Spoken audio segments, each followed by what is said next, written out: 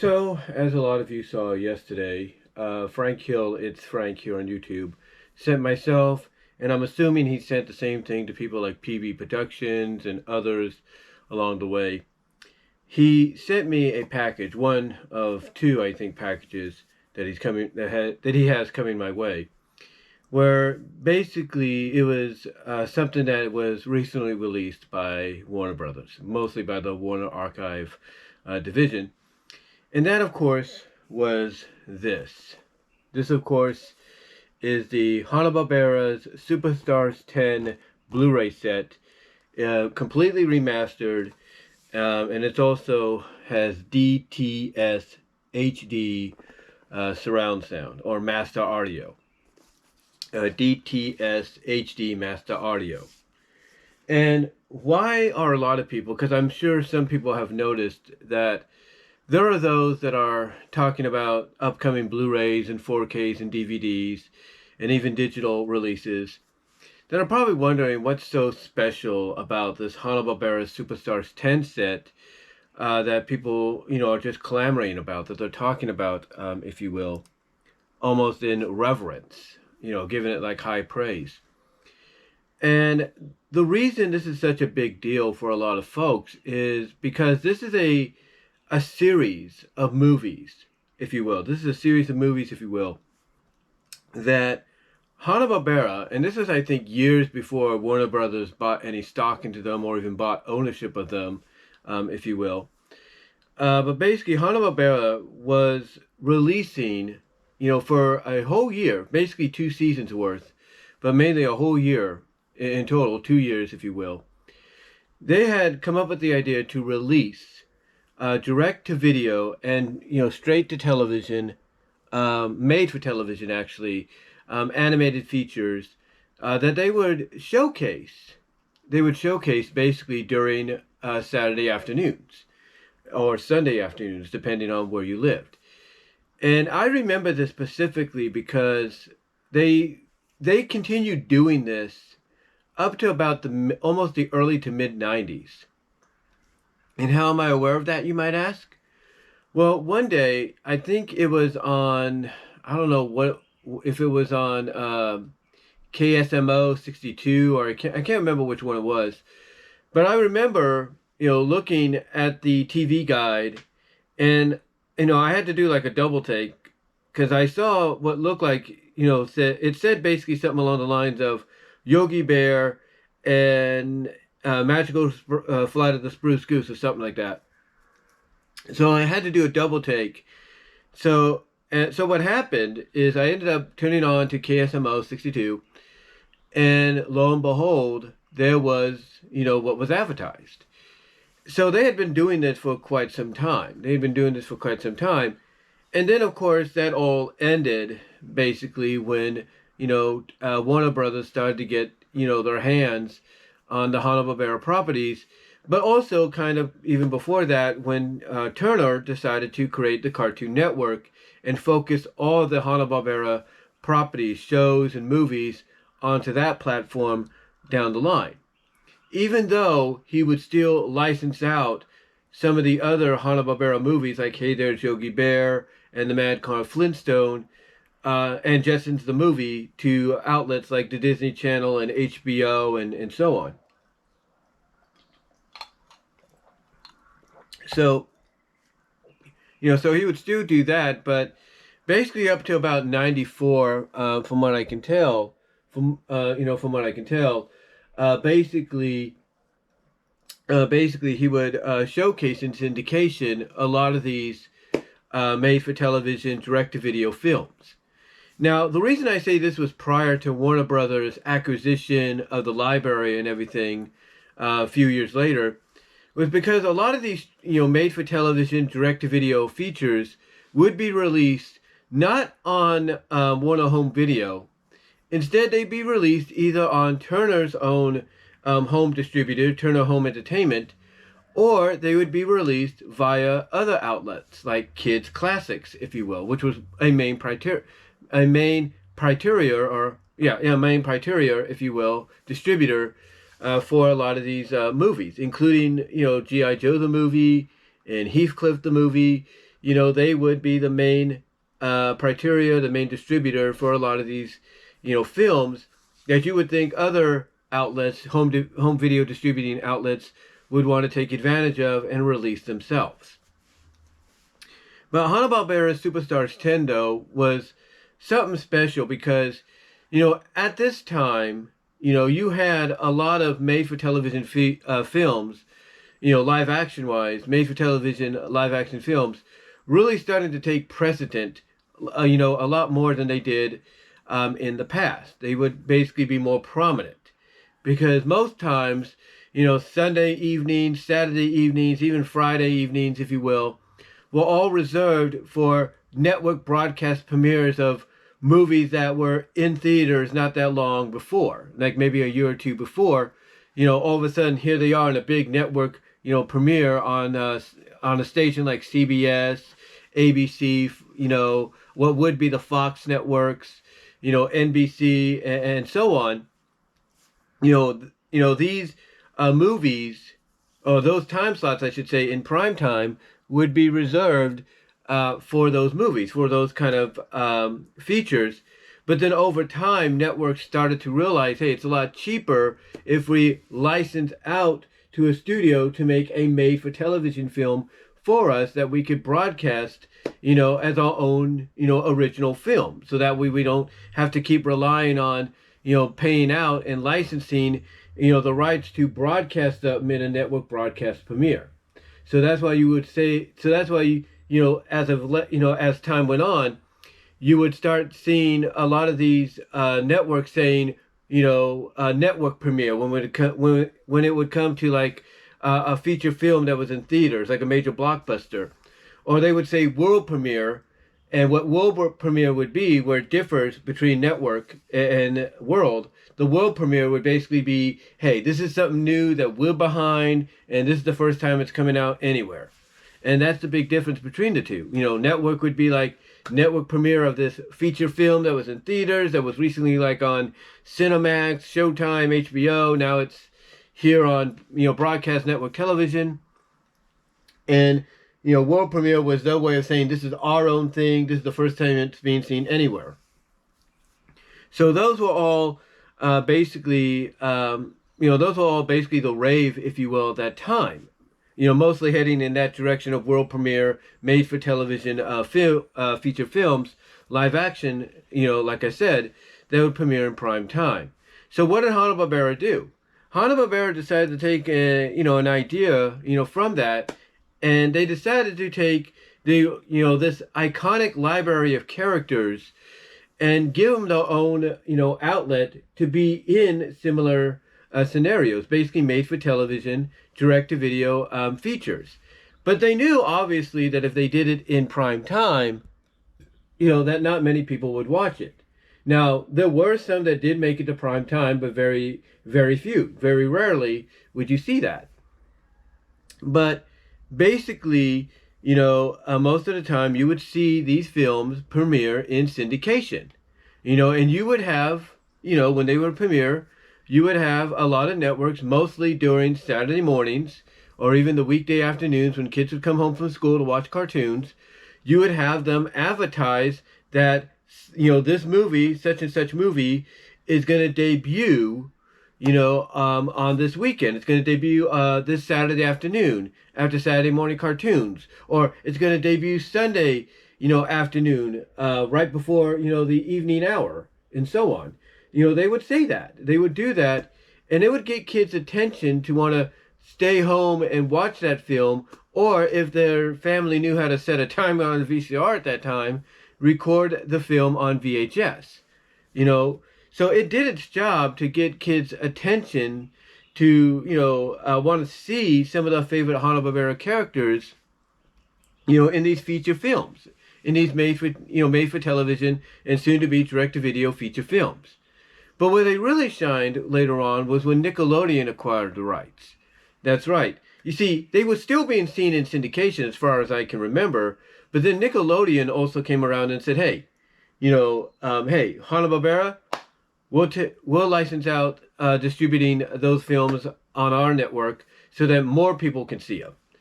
And Nickelodeon, and that's what Nickelodeon did. And for a time, you would see it, you know, on Nickelodeon. Like I remember a few times they had Good, the Bad, and Huckleberry Hound on there.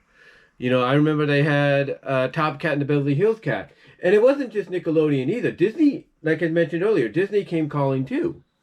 Disney came calling too, and it wasn't just because of, oh, they want to license out, you know, distributing on their network, hey, there's Yogi Bear and the Man Called Flintstone. No.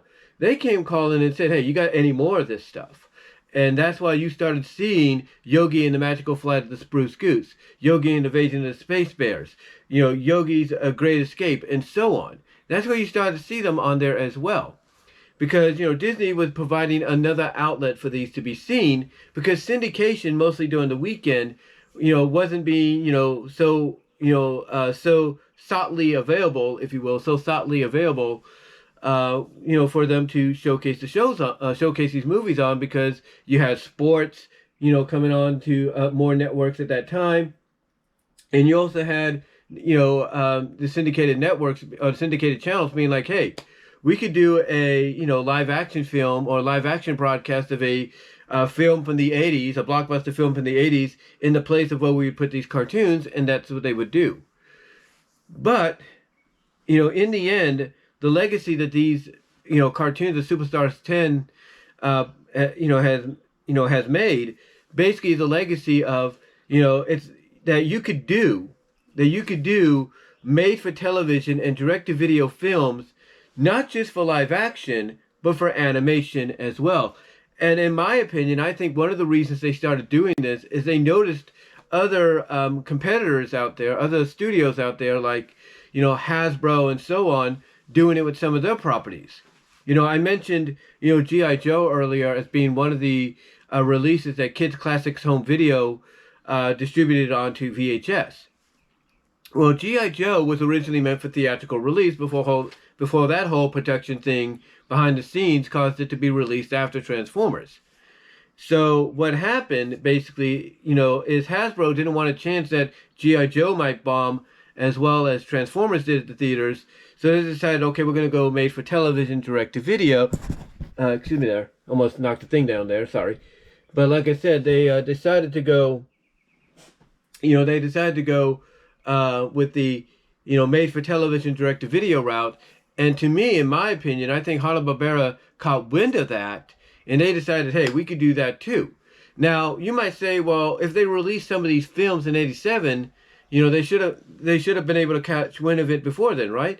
And that's probably what happened. Because you see, a lot of people that worked on G.I. Joe probably worked on some of the Hanna-Barbera stuff as well, or at least knew people and had lunches and all that with these people, and they talked things over. And I think what happened, in my opinion, is somebody got word to, you know, Bill and Joe and said, hey, you know, they're doing this, you know, for G.I. Joe, you know, maybe we could do that as well for some of these properties. And I'm assuming Bill and Joe, upon hearing it, again, my opinion, I wasn't there, I was too young at that time, they probably were like, yeah, that's a good idea, we should try that. And it just snowballed, and it just domino affected from there, in my opinion. Just domino affected from there, you know, to where basically they were like, yeah, we could do this, let's try it. You know, we could do this, let's try it. And that's, you know, and, you know, from then on in, we started getting all these films, you know, coming out, you know, as direct-to-video, made-for-television films. Now, again, like I said, my opinion here. My opinion, I think what also helped was they started noticing, you know, the popularities I mentioned earlier of, you know, a lot of networks and even syndicated channels, but mostly a lot of the big-time networks, the big three at that time, the big four, actually. Fox had just come into being at that time very slowly. They were still in their infancy. But essentially, the big three, plus Fox, they started noticing that mostly the big three, you know, like, you know, CBS, NBC, and ABC, was starting to go, as I mentioned earlier, that world premiere route with their own original movie content, their own made-for-television, you know, movie content. They started noticing that. And as I said, I think they took that along with what they heard, well, you know, along with what they heard of what was going on with things like G.I. Joe the movie and so on, and they decided to combine both ideas into one. And knowing that they had a, you know, a very a very peripheral library of characters, unlimited library of characters, I should say, a plentiful library, let's put it that way, very plentiful, unlimited library of characters to utilize. They saw, that they can, do a movie, more than just once a year. They could do, because they also, I think one of the things they noticed with the, made for television films in the network, when the networks were starting to do them, they noticed that we were getting, even up to that time, we were getting like 1, 2, maybe 3 made for television films a year from places like NBC, ABC, and CBS. So they realized, hey, if they can do, 3 or 4 of these made for television live action primetime films, we, with our plentiful unlimited library of characters, we can do, just as much, if not more. Which is why we ended up getting the whole laundry list of movies that we did. Like, for example, as I mentioned here, this is why in 1987, we got Yogi's Great Escape, Scooby-Doo Meets the Boo Brothers, The Jetsons Meet the Flintstones, and Yogi Bear and the Magical Flight of the Spruce Goose. Now that's 4. That's 4. And on average, ladies and gentlemen, from the live action standpoint, that's exactly what you would get from a lot of these, big time, broadcast networks. You would basically get 4, live action features, that would be presented as ABC, NBC, CBS originals, distributed, on a quarterly basis. Every quarter you would get a made-for-television film. First quarter you would get it, second quarter you'd get it, third quarter you'd get it, and the fourth and final quarter you'd get it. And that was pretty much their MO. And again, it wasn't just, like ABC, it was CBS and NBC as well that did that. And then later on, Fox kind of took a stab at it for a bit, but that, I guess, didn't work out too well. But to me, that's where I think, in my opinion, that's where Hanna-Barbera got the idea to do something similar. And that's distribute 4 animated films, a year. And in 1988, they continued the trend with Top Cat and the Beverly Hills Cat. They continued the trend with this film. That's what they did. They continued the trend, with this film. That's what they did, which was pretty cool. But when you count that, and then you count the other ones that came out in 1988, you're looking at Top Cat and the Beverly Hills Cat. You're looking at The Good, the Bad, the Huckleberry Hound, Rockin' with Judy Jetson. That's already 3. Scooby-Doo and the Ghoul School, Scooby-Doo and the Boo Brothers. That's, 1, 2, 3, 4, 5. That's 5. And then Yogi Bear, Yogi and the Invasion of the Space Bears. So again, for the 1988 season, you had Top Cat and the Beverly Hills Cats, Good, the Bad, the Huckleberry Hound, Rockin' with Judy Jetson. That's 3. Scooby-Doo and the Ghoul School. That's 4. Scooby-Doo and the Reluctant Werewolf. That's 5. And Yogi and the Invasion of the Space Bears, that's 6. So they topped what they did in 1987 because I think they got a little bit of a late start, basing, this idea, in my opinion, off what they saw networks doing. And they were able to capitalize on that the following year with, basically with, 6 more films based on, very notable characters. And I thought that's a great, and looking at it, I should say, I think that's kind of a great move. I think that was kind of a great move on their part to basically take what they started, and I'm assuming started late on, and basically pounce on it even more so the following year. Now, the obvious question is, was there more planned? Was there going to be more of this set planned? Well, unfortunately, I think even if there was plans for more, it didn't happen. Because I think what happened is Hanna-Barbera, saw that, the ratings probably weren't doing so well with them in syndication, and they decided, okay, viewership is not, ratings and viewership for the syndicated broadcasts are not doing so well. They probably saw that the VHSs were, rental and purchase-wise. They saw that the VHSs they were selling, but not selling as much as they would like. And I think that's when they decided, okay, we're going to end it with Yogi and the Invasion of the Space Bears, and that's it. But do I honestly believe there was more planned? Absolutely, I do believe it. I truly believe they probably wanted to go up to 15, if not 20 films, in my opinion, but they never could get that opportunity because, again, I think the ratings and viewership didn't do so well, and the sales, rental, and purchase-wise of the VHSs didn't help as well. But looking back on it now, I think a lot of people are realizing that, this was not only a thing, but this was actually a benefit, for animation because it gave us all new material at that time. I mean, when you look at Rocking with Judy Jetson, for example, everybody says that Jetsons the movie is the movie, right? They say that's the movie, right? Well, in my opinion, I don't think Jetsons the movie would have been a thing if it wasn't for the Rocking with Judy Jetson film.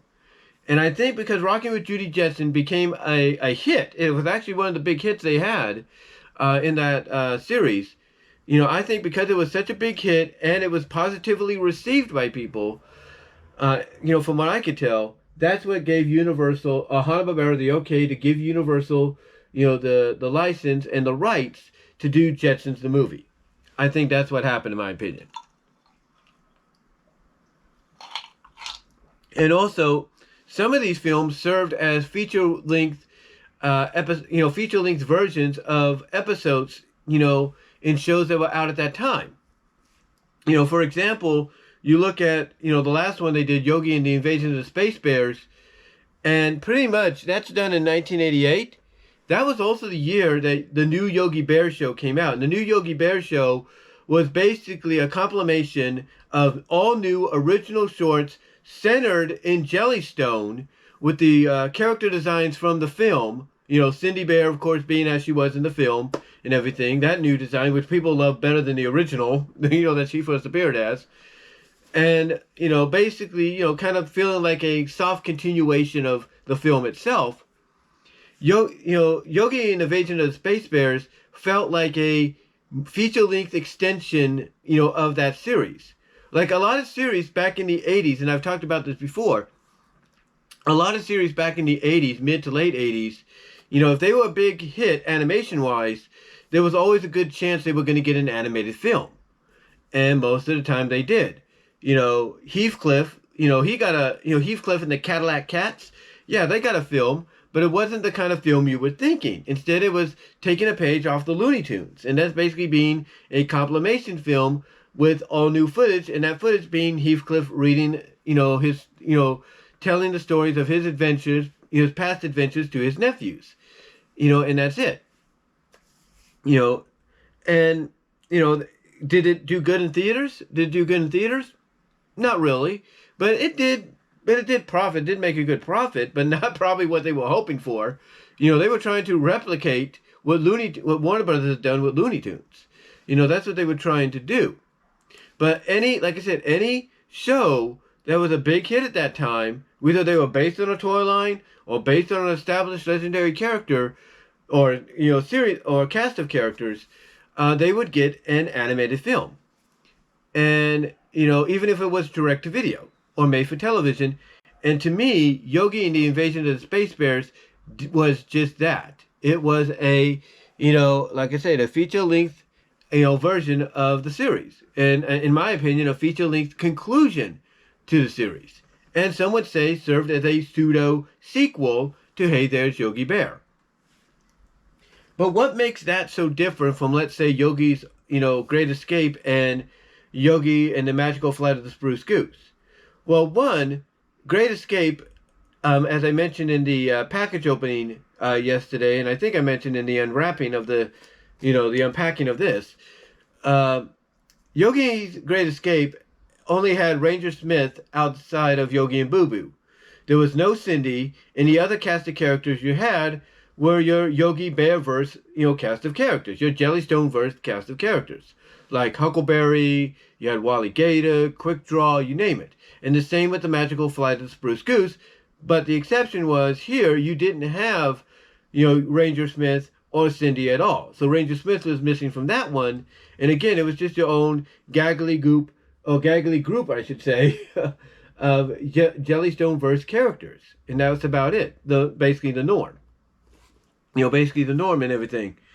And, and what happened, I think, is even though those were hits, even though those were hits, I would assume they weren't basically garnering the attention that I think Hanna-Barbera wanted.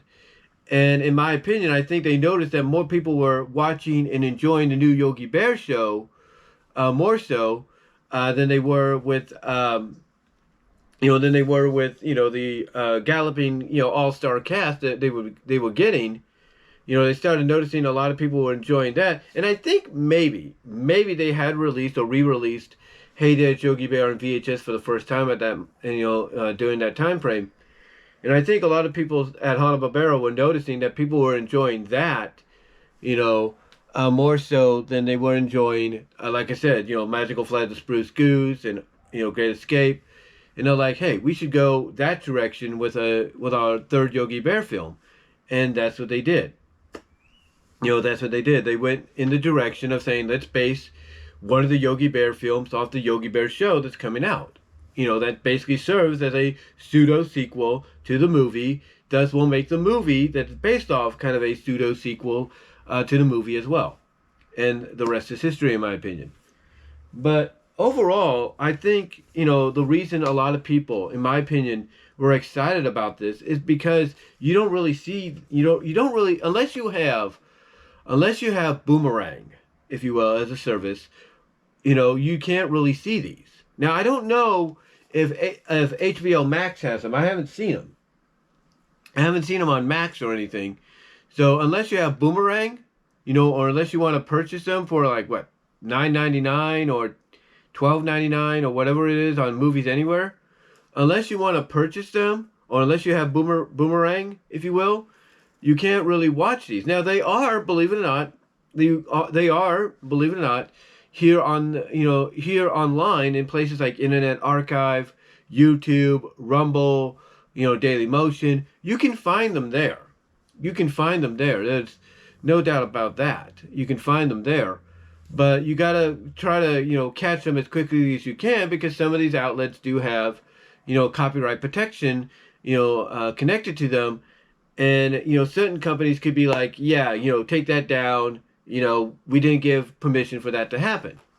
But here's the thing too. You got to be careful about that, that message you might get or YouTube might get, because you don't know if it's going to be true or not. And trust me, I know from experience.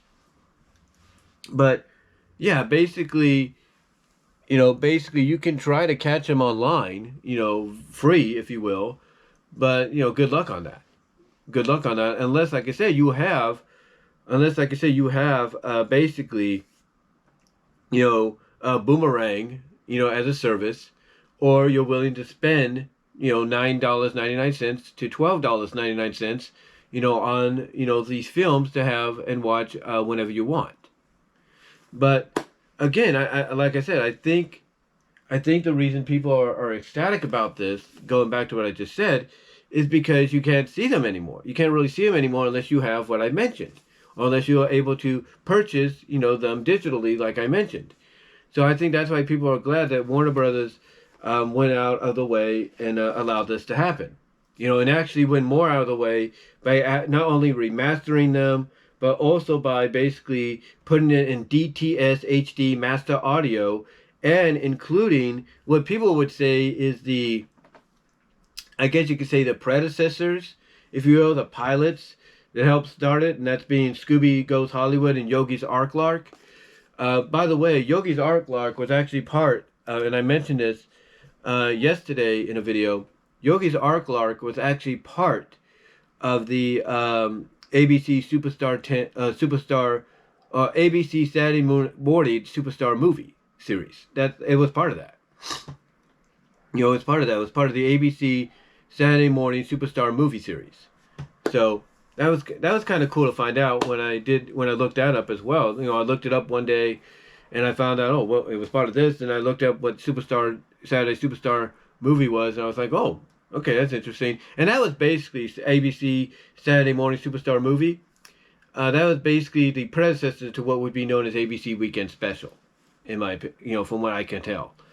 But overall, I just wanted to come on here, guys, and mention, and give you my thoughts on why this was released and the importance of what Hanna-Barbera Superstar 10 series is, or Hanna-Barbera's Superstars 10 series is, and why a lot of people were actually glad this was coming out and everything finally on Blu-ray, for them to own. Because like I said, unless, you're willing to purchase, $12.99 to $9.99, a movie digitally through Movies Anywhere or wherever, or unless you have the Boomerang subscription, you can't watch these anywhere else unless you try to find them, and locate them on places like YouTube, Internet Archive, Rumble, whatever, before maybe they get taken down. That's the best chance you got.